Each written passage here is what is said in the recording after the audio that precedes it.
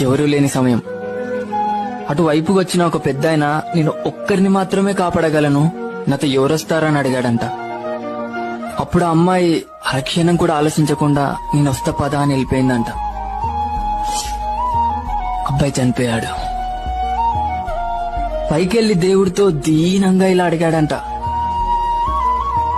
ఒకరంటే ఒకరికి చచ్చేంత ప్రేమ నా గురించి అరక్షణం ఆలోచించకుండా అలా ఎలా వెళ్ళిపోయింది అని అడిగాడంట.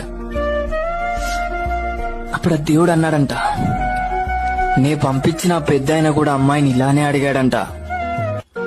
అప్పుడు తాను ఇలా అనిందంట, నేను చనిపోతే వాడు జీవితాంతం ఏడుస్తూ నరకం చూస్తాడు, నాకది తెలుసు. వాడు బ్రతికుండగా నరకం చూస్తుంటే నీ స్వర్గంలో ఎలా సంతోషంగా ఉండగలను. అందుకే